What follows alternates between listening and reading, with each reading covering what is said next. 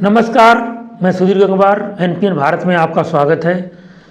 आज हम चर्चा करेंगे उत्तर प्रदेश की मिल्कीपुर सीट की। यानी मिल्कीपुर सीट पर विधानसभा का उपचुनाव होने जा रहा है।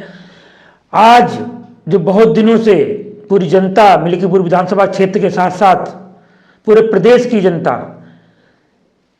इंतजार कर रही थी जिस चीज़ का कि भाजपा का प्रत्याशी कौन होगा। भाजपा ने आज अपना प्रत्याशी घोषित कर दिया है।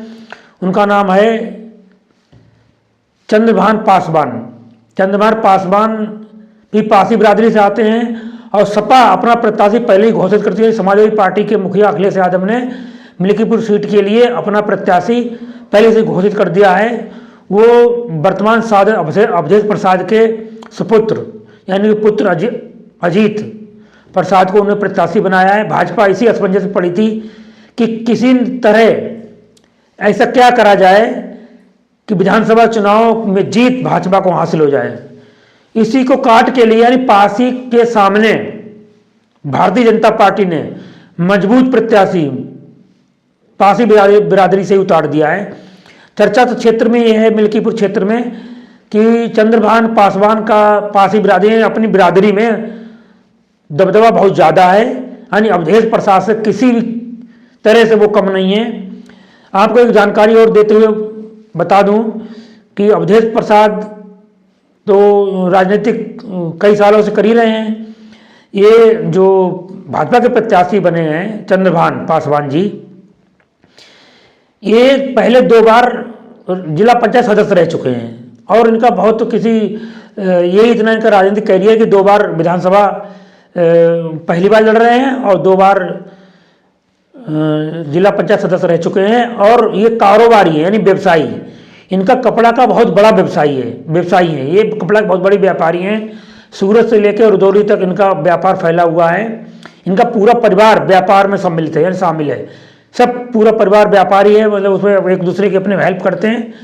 और भाजपा के इस काट से, भाजपा के इस पैतरे से अखिलेश यादव के चेहरे पर साफ शिकन देखी जा रही है। अवधेश यादव को ये चिंता का विषय हो, यानी सपा के लिए ये बहुत बड़ी एक स्थिति बन गई है कि पासी के सामने पासी की जिस चीज़ का अखिलेश यादव ने कभी सोचा भी नहीं होगा कि गुरु गोरखनाथ को छोड़कर, उन्हें लग रहा था गुरु गोरखनाथ को प्रत्याशी बनाएंगे, जिस तरह पहले उन्हें हरा लिया था इसी तरह अब भी हरा लेंगे। जबकि अब आज जैसे चुनाव प्रत्याशी की यानी भाजपा अपने प्रत्याशी की घोषणा करती है, तब पूरे मिल्कीपुर क्षेत्र में भाजपा के जो समर्थक हैं, उनके छोटे नेता हैं, एक सब उत्साह संचार हो गया है। उत्साह कि अब उन्हें लग रहा है कि हमारी पार्टी यानी हम मिल्कीपुर उपचुनाव जरूर जीत लेंगे। हम आज इसमें आपको थोड़ी सी और जानकारी देने अपने दर्शकों को कि मिल्कीपुर सीट पर कुल मतदाता जो हैं 3,42,611 हैं, जिनमें से पुरुष मतदाता 1,82,000 के लगभग हैं और महिला मतदाता हैं वो लगभग 1,60,000 के लगभग करीब हैं। हम जात वाइज जो आंकड़े, टेंटेटिव आंकड़े हैं जात वाइज मतदाताओं के, वो भी कि जात वाइज तो जनगणना होती नहीं, तो मतदाताओं का अंदाजा लगाया जा सकता है कि जात के कितने मतदाता हैं। सबसे ज़्यादा इस जाति पर ब्राह्मण मतदाता है जो लगभग 75,000 के करीब है, सबसे अधिक। और ब्राह्मण मतदाता अधिकतर भाजपा का समर्थक माना जाता है। दूसरे नंबर पर आते हैं दलित बिरादरी से पासी मतदाता लगभग 60,000 के लगभग है। 60,000 है, मतलब 57, 58, 60,000 के लगभग जो बताए जा रहे हैं। और तीसरे नंबर पर आते हैं पिछड़े वर्ग में जो आने वाली जाति है यादव लगभग 50,000 मतदाता यादव हैं। यादव मतदाता 50,000 हैं।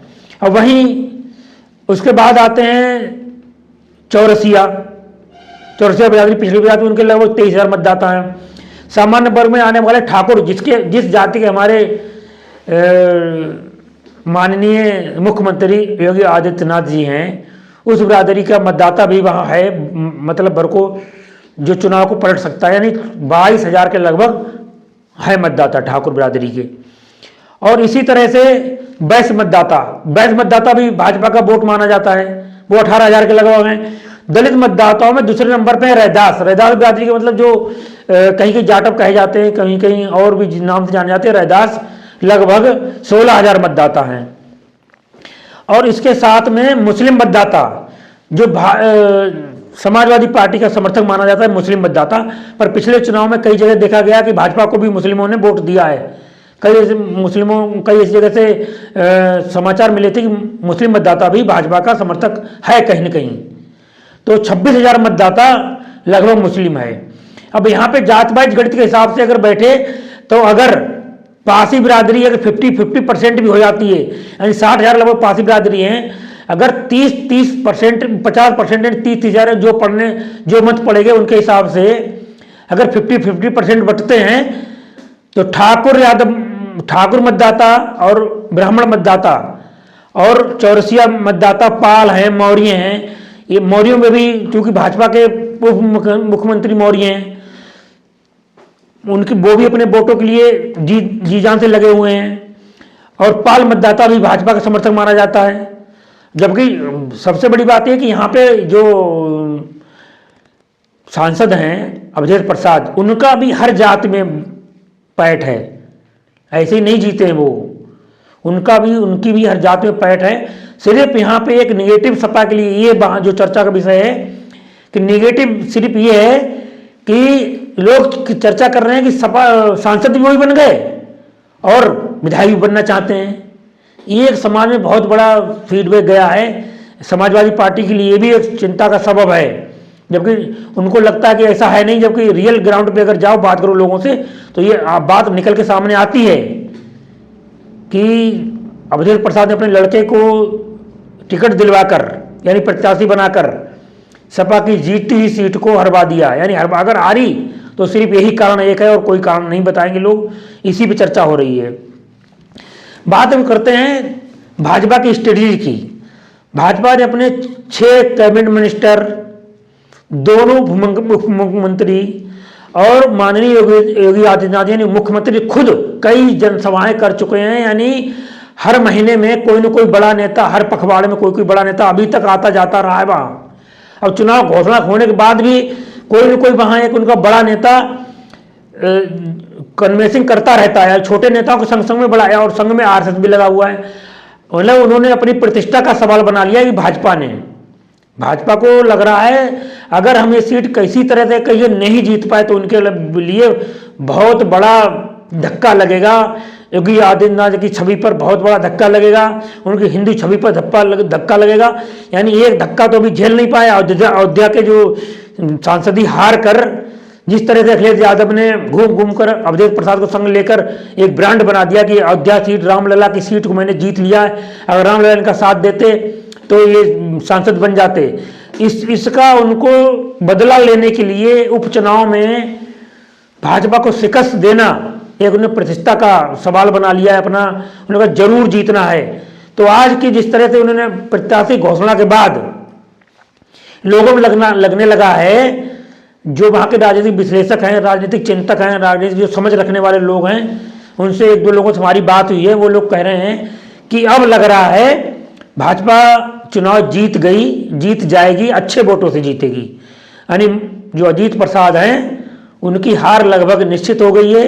और देखना ये साथियों कि जो 5 फरवरी को मतदान होगा इस सीट पर भी और 8 फरवरी को यहाँ पे मतगणना होगी।